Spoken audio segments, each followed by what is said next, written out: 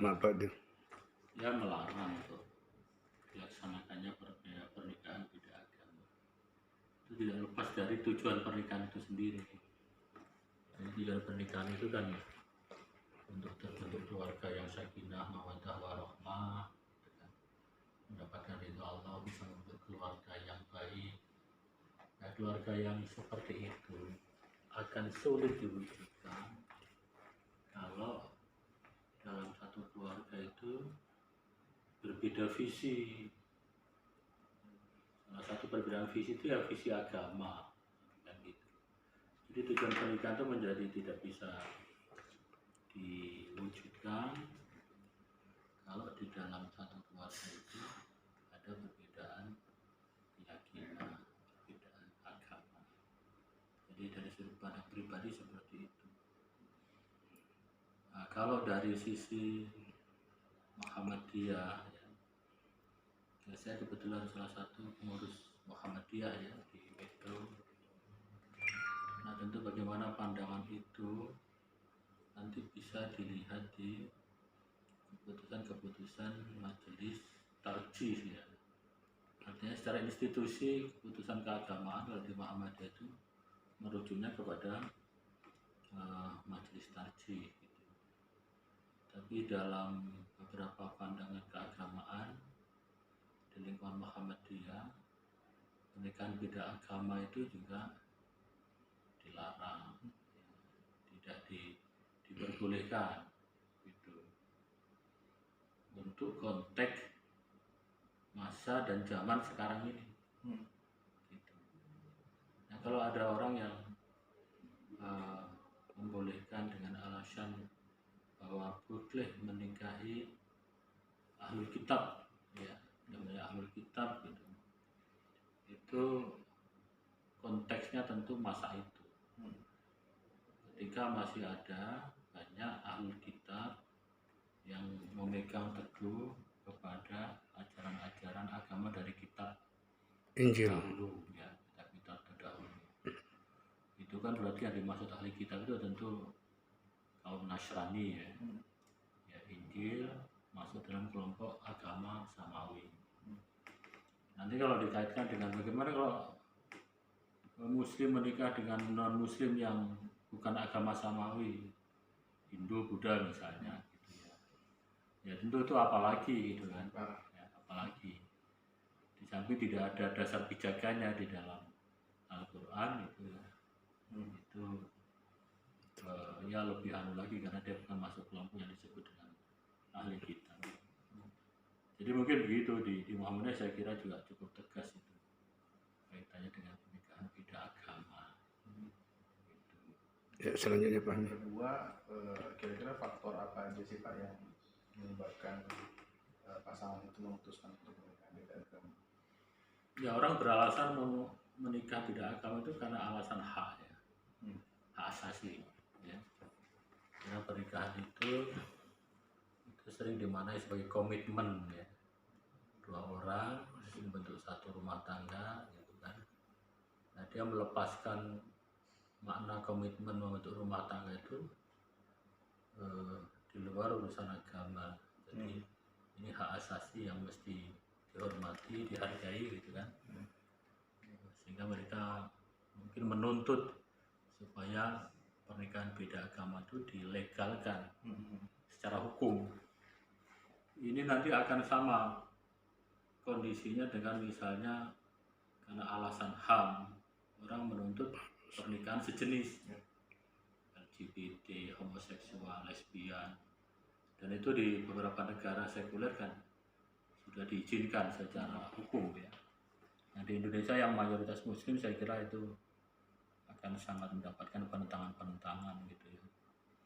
Jadi alasan hak setiap orang untuk menikah beda agama itu sering dijadikan sebagai tameng orang untuk melaksanakan pernikahan beda agama. Ya, selanjutnya. Di Metro ini kan ada Pak pasangan yang nikah beda agama, ada beberapa saya temui. Ya. Menurut Bapak dampak apa aja sih Pak yang akan mereka alami ketika memaksakan untuk menikah beda agama? Kalau di Metro saya belum belum pernah dengar kasusnya itu, mungkin ada ya. Gitu ya.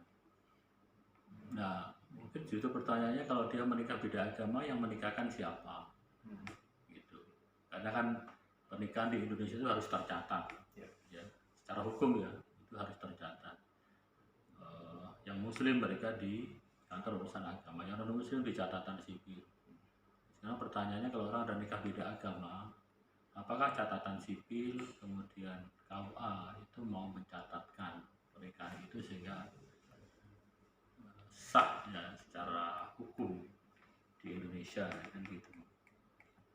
Kalau toh masih misalnya ada yang melegalkan dan misalnya catatan sipil mengeluarkan, nah itu mungkin yang dipertanyakan lah gitu ya, dasar hukum ya untuk kemudian memberikan pengesahan pernikahan beda agama itu. Nah yang kedua ya dampak mungkin secara pribadi bagi mereka yang menikah beda agama ya tentu nanti pada keberlangsungan rumah tangga mereka tadi itu. Bisa saja kemudian tujuan pernikahan itu tidak tercapai karena beda visi nanti kaitannya dengan pendidikan anak, mau diajari dengan agama yang mana kan gitu. Itu nanti pasti akan apa? Mengalami benturan.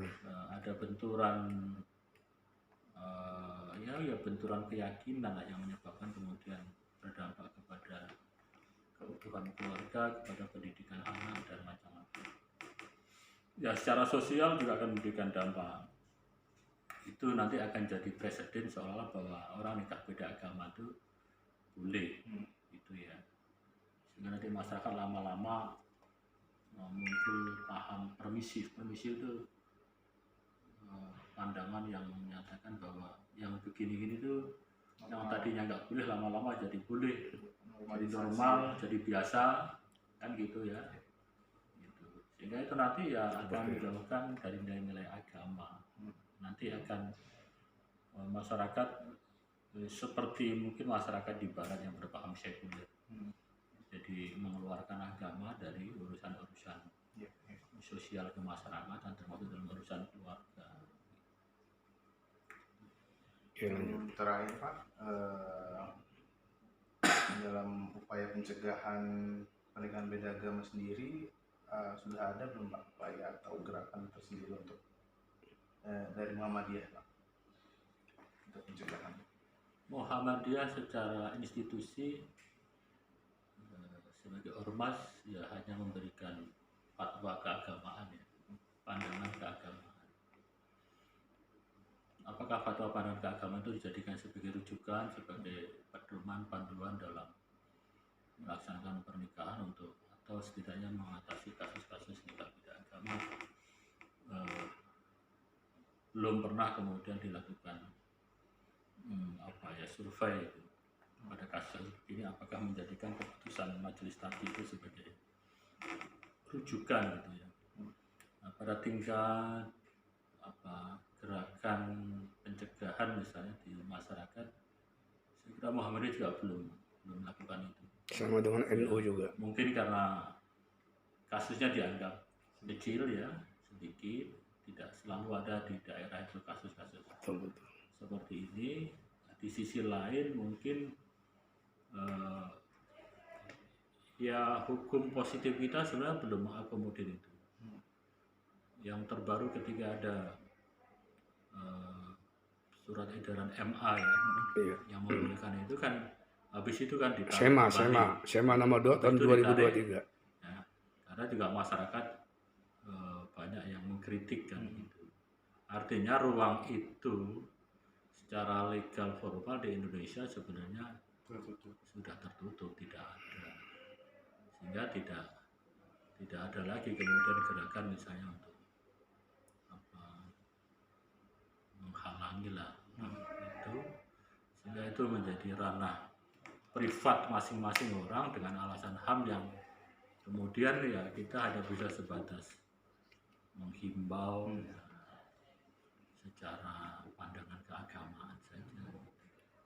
Nah, salah juga nanti kalau ada orang begitu kita perangi kan ya, secara fisik paling kayak begitu tuh, himbau segala macam. Pak Mungkin Dir, itu. ya Pak Dir, saya ikut nimbrung. Waktu NU juga.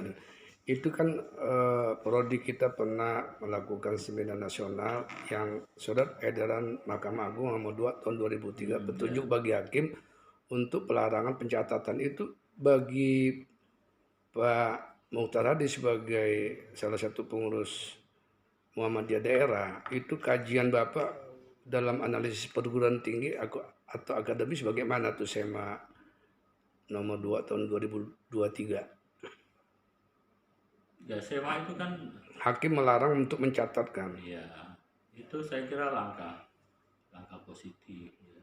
Mungkin karena SEMA itu keluar kan karena ya tidak ada pijakan hukum secara hukum positif maupun hukum agama yang dijadikan dasar untuk melegalkan pernikahan agama ya, salah satunya dengan pencatatan pernikahan itu. Saya kira itu sudah benar itu. Memang jadi salah kalau kemudian misalnya membiarkan atau tidak melarang pencatatan pernikahan beda agama karena tidak ada landasan hukum positifnya maupun landasan hukum agamanya yang kemudian dijadikan dasar untuk melegalkan itu.